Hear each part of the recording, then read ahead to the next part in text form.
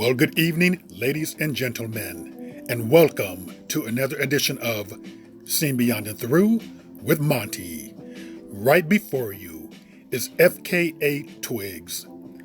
I did a story where I included her and her abusive relationship with Shia Labeouf yesterday. I want to do a follow-up to this particular story because I feel like I have some important advice and information to give. Now, this story has a lot of people rattled because of the interview that she did with Miss Gayle King. Let's see, Fka Twigs has first TV interview since the lawsuit against Shia LaBeouf, I'm Feeling Brave. So, in case you're late, she's suing him based upon a lot of abuse that he inflicted upon her, emotional distress, sexually transmitted diseases, and the like. So, in this interview with Miss Gayle King, Gayle asked her a question as to why didn't you leave? And that question rubbed people the wrong way. Myself, I don't believe it's a inappropriate question to ask someone. And the reason why I do not believe it is because everyone is different. Everyone has their own reasoning as to why they get into a relationship, why they stay, and why they leave. And the more you ask the question, you ask it for enough people, you can get a fuller picture. You're going to get a myriad of answers, which can make things a lot more understandable.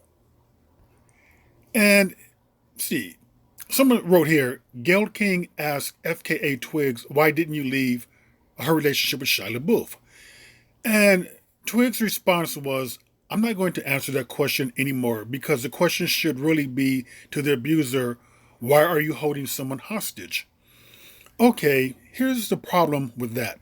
Number one, the abuser is not there to ask that question to. And number two, she did consent to doing an interview. So, as I stated before, the question is valid. I don't believe that she's asking the question in a mean-spirited way or trying to ridicule her or hold her accountable. I believe it's trying to garner an understanding as to why she chose to stay in that particular relationship. Let's see. Fka Twigs has my heartfelt support. Asking why she didn't leave demonstrates no understanding of domestic violence. Taking irrational action like leaving with an irrational abuser can be deadly. Okay, let me chime in on this here. It can be deadly. But here's why I wanted to revisit this particular topic. Because people do not just become very abusive overnight. There are signs, if you pay attention and do not get caught up into a fantasy of what you think someone is or what you want the relationship to be. You have to be grown up enough to accept the relationship and take it as it is. This is why a lot of people stay, is because they believe that it's going to fit into that mode of a fantasy. And I said that people do not change, or I said that people do not just become abusive overnight. You're going to see things like belittling, name calling, ridicule, putting you down, things like that. Those things will manifest itself in the beginning. And usually what happens is that it gets bigger and bigger and bigger. Once that door is opened, it does not close. So it is a good chance that you should leave then. I say you should leave then because you should not wait until you become attached to someone where feelings have grown, where you become like bonded, where you become even more hopeful, or you develop a deep connection, or the fantasies become even more wider. You should leave then because it would be a lot more easier to leave in the beginning than if you stick around and fall in love with that person and think and hope that they're going to change, think and hope that you can pray for them, believing that they just had a bad day. You're going to make all types of excuses because you love that person.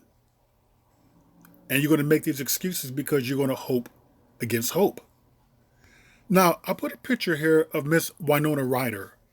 And the reason why I added her here is because I remember reading years ago, and she had a reputation that at the first signs of trouble or abuse in a relationship, she would bail out.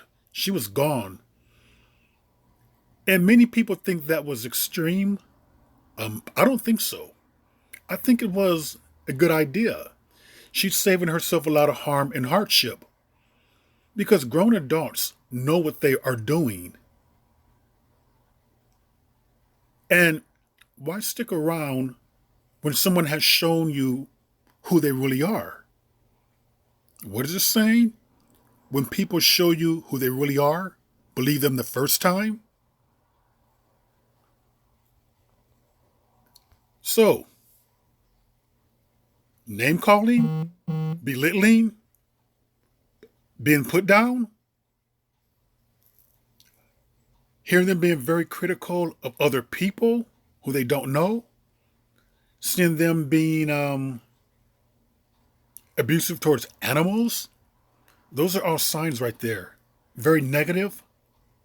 Those are signs right there that you should not pursue this relationship or hope for anything deeper. That you should not try to change anyone. Look at them for who and what they really are. And that is a time to exit. Because the door is open. Your feelings are not all entangled. And it would be a lot easier to leave then as opposed to later. And with that, ladies and gentlemen, that was another edition of Seeing Beyond and Through with Monty, and I will see you beyond and through.